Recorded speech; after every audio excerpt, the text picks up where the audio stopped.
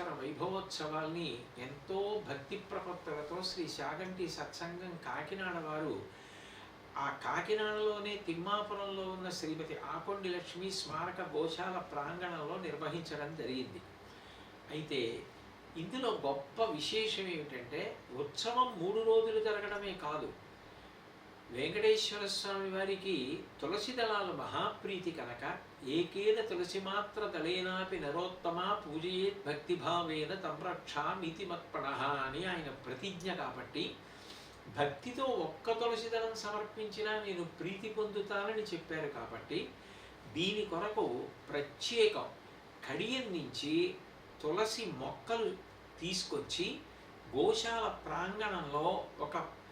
చోట ఉన్నటువంటి ప్రాంతాన్నంతటినీ కూడా దున్ని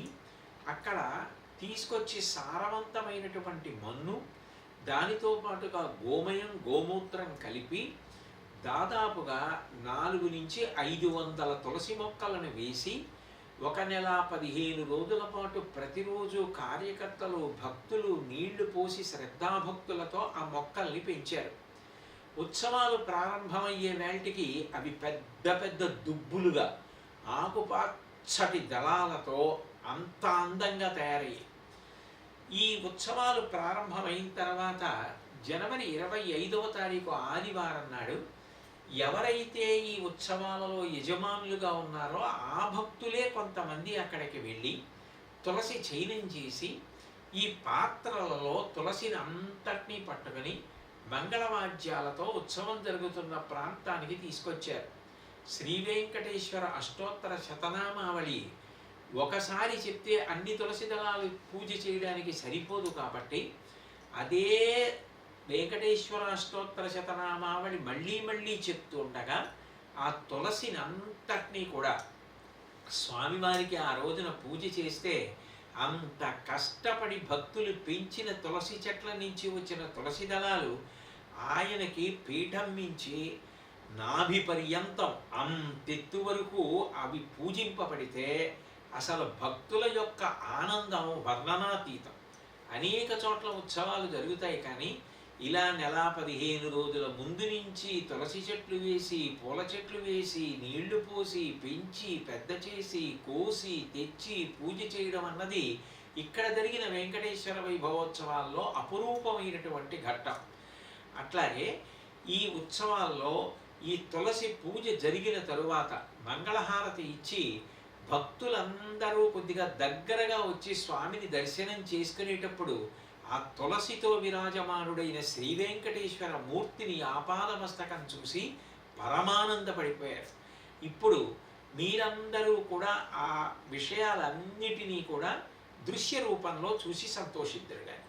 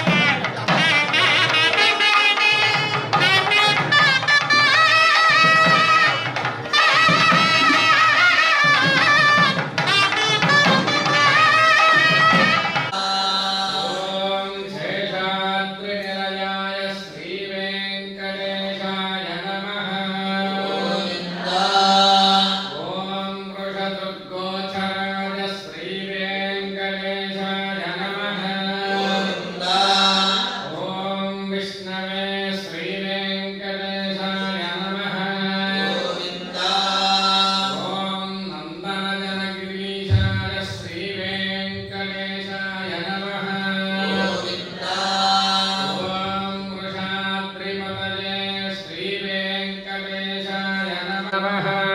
गोविन्द ॐ वज्रदृग्विषयाय श्रीवेङ्कटेशाय नमः गोविन्द ॐ सुवर्चलासुतान्यस्तवैत्याभावाय श्रीवेङ्कटेशाय नमः गोविन्द ॐ श्रीरामाय श्रीवेङ्कटेशाय नमः गोविन्द ॐ पद्मनाभाय श्रीवेङ्कटेशाय नमः गोविन्द ॐ सदावायुस्तुताय श्रीवेङ्कटेशाय नमः गोविन्द ॐ त्यक्तलोकवैकुण्ठाय श्रीवेङ्कटेशाय नमः गोविन्द ॐ गिरिकुञ्जविहारिणे श्रीवेङ्कटेशाय नमः गोविन्द ॐ हरिचन्दवेङ्कटेशाय नमः गोविन्द ॐ अनन्तशिरसे श्रीवेङ्कटेशाय नमः गोविन्द ॐ अनन्ताक्षाय श्रीवेङ्कटेशाय नमः गोविन्द ॐ अनन्तचरणाय श्रीवेङ्कटेशाय नमः गोविन्द ॐ श्रीशैलनिलयाय श्रीवेङ्कटेशाय नमः गोविन्द ॐ मार्कण्डेयमहातीर्थजातपुण्यप्रदाय श्रीवेङ्कटेशाय नमः ॐ वाग्वतिब्रह्मरात्रे श्रीवेङ्कटेशाय नमः ॐ चन्द्रलावण्यदायिने श्रीवेङ्कटेशाय नमः ॐ नारायणनगेशाय श्रीवेङ्कटेशाय ॐ मधुघातिने श्रीवेङ्कटेशाय नमः ॐ कृष्णाक्षविप्रवेदान्तदेशिकत्वप्रदाय श्रीवेङ्कटेशाय नमः ॐ वराहाचलाय नमः ॐ वृषभृग्गोचराय श्रीवेङ्कटेशाय नमः ॐ विष्णवे श्रीवेङ्कटेशाय नमः ॐ वृषाद्रिपतये श्रीवेङ्कटेशाय नमः ॐ नन्दजनगिरीशाय श्रीवेङ्कटेशाय नमः ॐ मेरुपुत्रगिरीशाय श्रीवेङ्कटेशाय नमः ॐ स्वामि सरस्तटीदुषे श्रीवेङ्कटेशाय नमः ॐ कुमाराकल्पसेव्याय श्रीवेङ्कटेशाय नमः ॐ वज्रदृग्विषयाय श्रीवेङ्कटेशाय नमः ॐ सुवर्चलासुतन्यस्तसैन्यापत्यभवाय श्रीवेङ्कटेशाय नमः ॐ श्रीरामाय श्रीवेङ्कटेशाय नमः ॐ पद्मनाभाय श्रीवेङ्कटेशाय नमः ॐ सदावायुस्तुताय श्रीवेङ्कटेशाय नमः ॐ त्यक्तवैकुण्ठलोकाय श्रीवेङ्कटेशाय नमः ॐ गिरिकुञ्जविहारिणे श्रीवेङ्कटेशाय ॐ ब्रह्मादिदेवदुर्दर्शनविश्वरूपाय श्रीवेङ्कटेशाय नमः ॐ वैकुण्ठागतविमानान्तर्गताय श्रीवेङ्कटेशाय नमः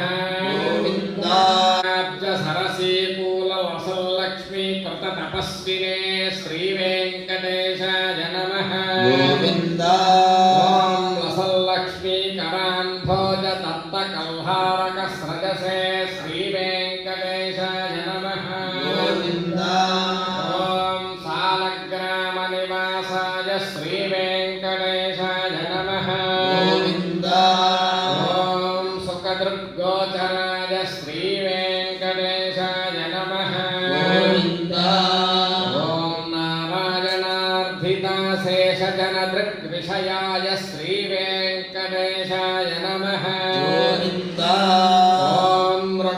మానసికాయ శ్రీవేంకటేశాయ